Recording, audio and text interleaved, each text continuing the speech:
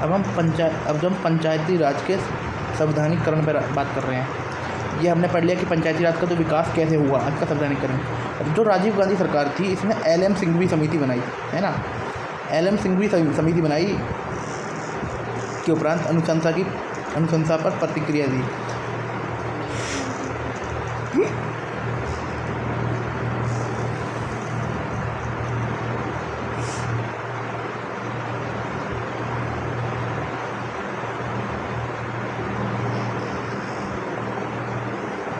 देखो इतना इम्पोर्टेंट चीज़ है ये।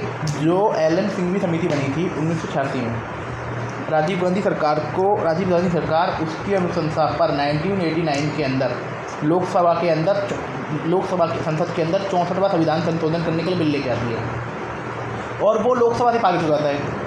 वो लोकसभा से तो पारित हो जाता है, परंतु राज्यसभा से पारित नहीं होता। राज्यसभा से पारित इसलिए नहीं होता क्योंकि राज्यसभा में राज्यों से चुने हुए प्रतिनिधि आते हैं जो राज्यसभा के सदस्य होते हैं, उन्हें विधानसभा सदस्य चुनते हैं।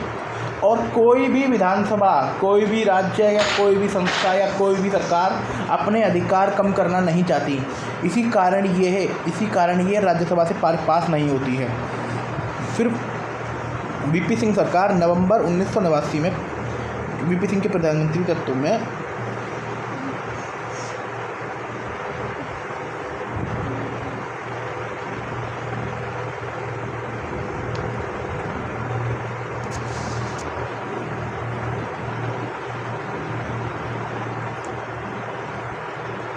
देखो वीपी सिंह आए। वीपी सिंह ने बोला 1990 में राष्ट्रीय मोर्चा की सरकार आई कि हम पंचायती राज संस्थाओं को मजबूत करेंगे, मजबूत। इसके लिए उन्होंने सारे मुख्यमंत्री बुलाए और 2 दिन का सम्मेलन हुआ। सारे मुख्यमंत्रियों ने इस पर हामी करी, और इसके बाद 1990 में पंचायती राज की संस्थाओं को मजबूत करने के लिए लोकसभा में बिल लाया गया, परंतु वह बिल विफल हो गया। बिल विफल नहीं हुआ, सरकार गिर गई। देन नरसिम्हा राव की सरकार आई। नरसिम्हा राव के प्रधानमंत्री में कांग्रेस एक बार फिर पंचायती राज के संविधानीकरण का विचार किया। इसने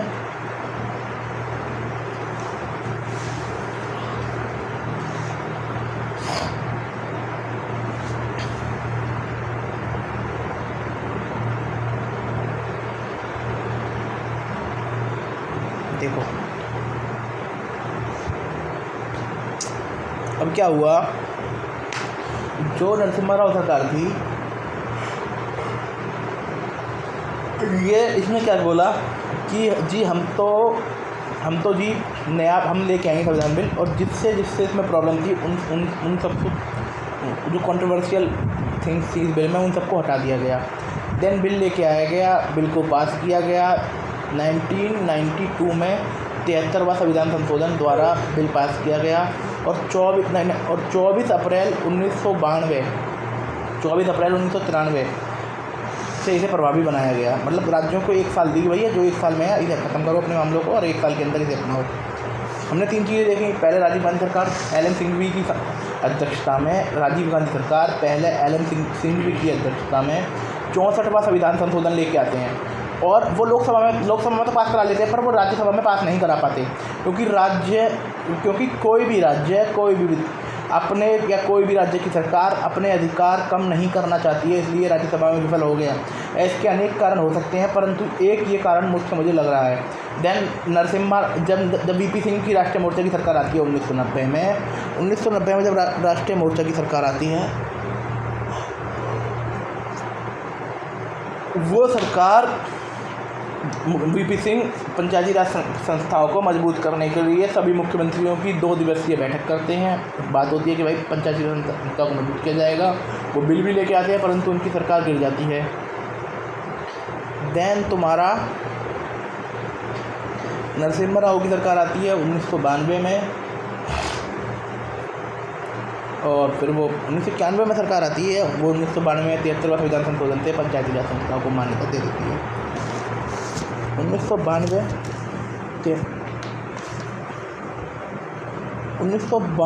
का 73वां संविधानिक संशोधन अधिनियम अधिनियम का महत्व। अब इस अधिनियम में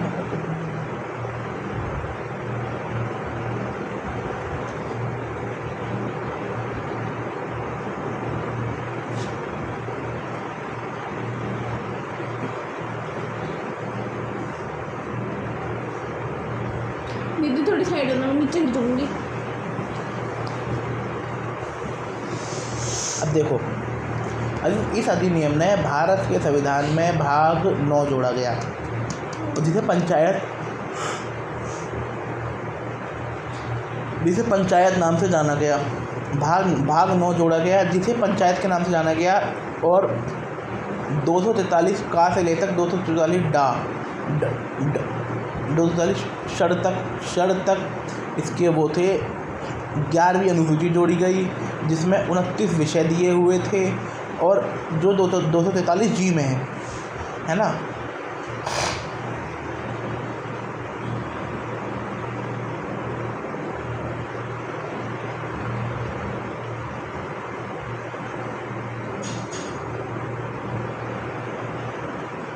गेट खोल गई हो, मुझे खुलेगा नहीं।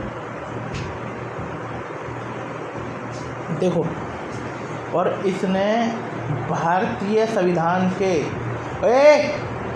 फट जाएगी कमीज, मैं बोल रहा हूँ। इस अधिनियम ने जो हमारा नीति निर्देशक तत्व है, जो उनसे 40 में है, जो गांधीवादी तत्व है, जो गांधी का विचार था कि गांव को स्वशासन की पहली इकाई बनाया जाए, जो गांधी का विचार था, उसको सच करने में मदद करी, है ना।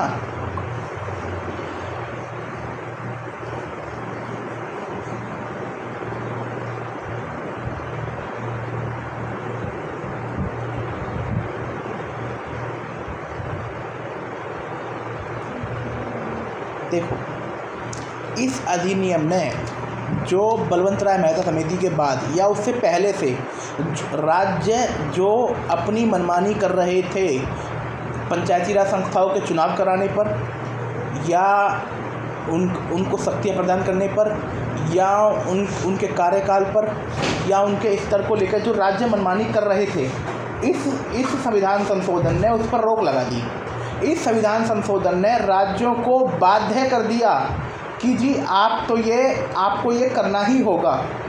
आप पाओ क्या ढूंढ रहे हो, ये अपना अलग देख रहे हैं। इस संशोधन ने राज्य को ये बाध्य कर दिया कि भैया हम जो बता रहे हैं ना आपको, मिनिमम आपको इतना करना ही होगा। और अनुच्छेद 365 है, अनुच्छेद 365 में केंद्र सरकार को अनुच्छेद 355 में केंद्र सरकार के कुछ कार्य सौंप रहे हैं। एक तो उनका पहला कार्य है कि ये देखना, एक राज्य को बाहरी आक्रमण तथा आंतरिक सशस्त्र विद्रोह से बचाना, तथा ये देखना कि वो कोई भी राज्य संविधान के अनुसार कार्य कर रहा है या नहीं कर रहा है। सही पकड़े हैं। इस अधिनियम के उपबंधों को 2 हिस्सों में बांट के देखा जा सकता है। एक अनिवार्य है, भैया ये तो आपको करना ही होगा। एक स्वैच्छिक है कि चलो कोई नहीं, इसे आप अपनी मर्जी। अधिनियम के अनिवार्य हिस्से को पंचायती राज व्यवस्था के गठन के लिए राज्य के कानून में वो समझ गए हम, भैया ये तो आपको करना है। दूसरे भाग में स्वैच्छिक उपबंध को राज्य स्वयं विवेक अनुसार सम्मिलित किया जा सकता है कि भैया मतलब ये आपके स्वयं विवेक पर निर्भर है कि आप इसे शामिल करते हो या नहीं करते।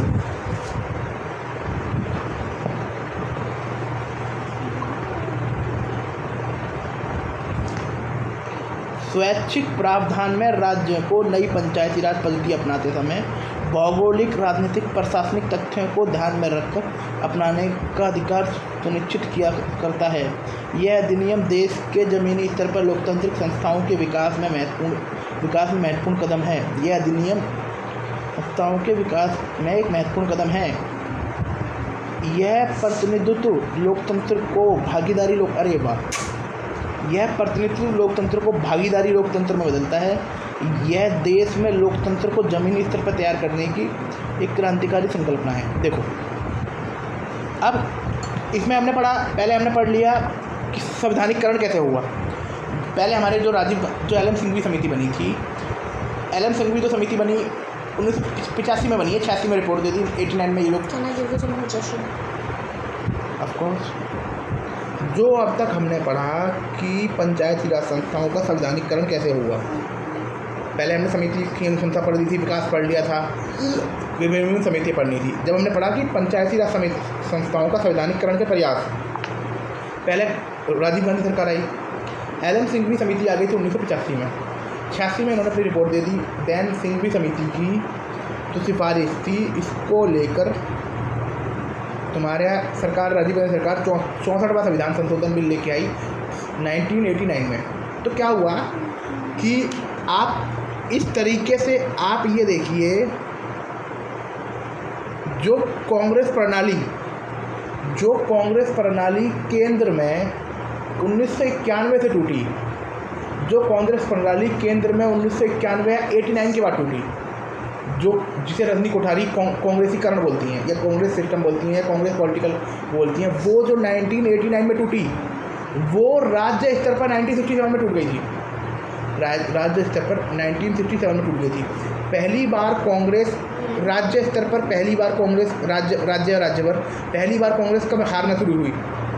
1967 में जब तुम्हारा 1967 में पहली बार कांग्रेस पार्टी राज्य हारनी शुरू हुई थी, जो इंदिरा गांधी का पहला इलेक्शन था, है ना। अब मतलब देख रहा है ना कैसे तेज चला जा रहा है। तो उसी कांग्रेस ने वो 1989 के अंदर बिल लेके आते हैं। वो लोकसभा में पास हो जाता है, राज्यसभा में पास नहीं होता, क्योंकि कोई भी राज्य सरकार अपनी शक्तियों में कटौती नहीं करना चाहती। और पंचायती राज संस्थाओं का प्रथम उद्देश्य ये है कि शक्तियों का विकेंद्रीकरण, प्रतिनिधित्व लोकतंत्र से भागीदारी लोकतंत्र में तब्दीली करना, है ना। वो पास नहीं होता। फिर क्या होता है, नरसिम्हा राव आते हैं, राष्ट्रीय मोर्चा की सरकार आती है 1990 में। राष्ट्रीय मोर्चा की सरकार, नरसिम्हा राव की सरकार 2 दिवसीय मुख्यमंत्रियों की मीटिंग करते हैं, सब लोग राजी होते हैं, परंतु सरकार लोकसभा बिल लेके आई, उससे पहले ये बिल पास होता, उससे पहले ही सरकार की विदाई हो गई। उसके बाद नरसिम्हा राव की सरकार आती है। नरसिम्हा राव की सरकार 1992 में 73वां संविधान संशोधन लेके आती है। 73वां संविधान संशोधन लेके आती है ना, 1992 में। और उन्होंने जो भी एलन सिंघवी समिति थी या जो भी पुराने संविधान संशोधन बिल के विवादास्पद विषय थे, उन सबको हटा दिया। फिर वो बिल पास होता है, और जिसको 1 वर्ष के अंदर प्रभावी बनाना था, 24 अप्रैल 1993 में उसे प्रभावी बनाना था, उस दिन से लागू हुआ। अब इस अधिनियम का महत्व पढ़ लीजिए। इस अधिनियम ने भारत के संविधान में एक नया भाग 9 जोड़ा, जिसका नाम पंचायत है। अनुच्छेद 243 का से लेकर अनुच्छेद 243 ड तक आर्टिकल जोड़े, 29 विषय दे दिए गए, जो अनुच्छेद 243G में है। अब इस अधिनियम के बाद इसने अनुच्छेद 40 में जो राज्य के नीति निर्देशक तत्व हैं, जो भारतीय संविधान ने राज्य के कुछ कर्तव्य सौंपे गए हैं, जो गांधी का विचार था, गांव का स्वतंत्र, उसको सत्य किया। देन इस संविधान संशोधन में पंचायती राज संस्थाओं को संवैधानिक दर्जा दिया, जिससे राज्य स्तर पर जो मनमानी राज्य सरकार कर रही थी, या राज्य भर जो उसमें अंतर था, या फिर जो इनको कार्य सौंपे नहीं, जो इनको अधिकार नहीं दिया जाते थे, इस संशोधन ने उसको किया। और इसके अंदर 2 टाइप से को बांट रखे थे।